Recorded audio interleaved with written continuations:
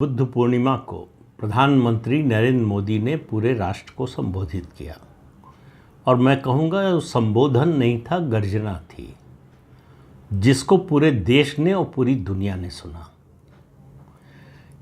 पूरे संयम के साथ और पूरी ताकत के साथ जिस तरह से उन्होंने बातें रखी, पूरे देश पर और दुनिया पर उसका असर हुआ होगा। दुनिया मैं दो बार जिक्र कर चुका हूँ, बताऊँगा कि क्यों दुनिया की बात कर रहा हूँ।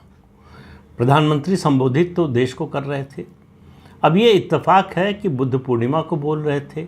1974 में जब पहला परमाणु परीक्षण हुआ था पोखरण में, इंदिरा गांधी प्रधानमंत्री थी, तब भी बुद्ध पूर्णिमा थी। 1998 में जब अटल जी प्रधानमंत्री थे और परमाणु परीक्षण दूसरा भारत ने किया, तब भी बुद्ध पूर्णिमा थी। तो इन दोनों से मैं जोड़कर इसलिए कह रहा हूँ कि उसी तरह का इम्पैक्ट इस उनके संबोधन का है। उसकी तुलना उससे की जा सकती। क्यों? क्योंकि उन्होंने एक नई डॉक्ट्रिन जो है आतंकवाद के खिलाफ लड़ाई की पेश की। उन्होंने कहा कि ये जो ऑपरेशन सिंदूर है, ये आतंकवाद के खिलाफ लड़ाई का न्यू नॉर्मल है, नई डायनेमिक्स है। ये पूरी दुनिया को बताया और इसके बाद उन्होंने बताया कि हम क्या क्या नहीं करेंगे और क्या क्या करेंगे। नहीं करने वालों की सूची में उन्होंने कहा कि हम ऑपरेशन सिंदूर को बंद नहीं कर रहे। ये ऑपरेशन सिंदूर दरअसल आतंकवाद के खिलाफ हमारा अभियान है। दूसरी बात बहुत महत्वपूर्ण, जो पाकिस्तान और पाकिस्तान के समर्थकों के लिए बड़ी चिंता की बात होगी, इससे पहले भारत ने कभी इस तरह की बात नहीं की। बात तो छोड़िए, इस तरह की पॉलिसी पर कभी विचार भी नहीं किया शायद।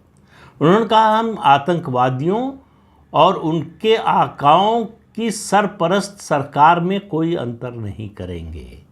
यानी जो आतंकवादी हैं और जो पाकिस्तान की सरकार है, और इसमें उन्होंने नाम नहीं भले लिया हो, लेकिन पाकिस्तान की सेना भी शामिल है, कि हम आतंकवादियों में और इनमें कोई फ़र्क नहीं करेंगे।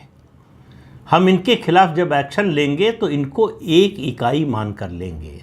ये शब्द उनके नहीं हैं, मैं कह रहा हूँ एक इकाई की तरह। दोनों में कोई अंतर नहीं है।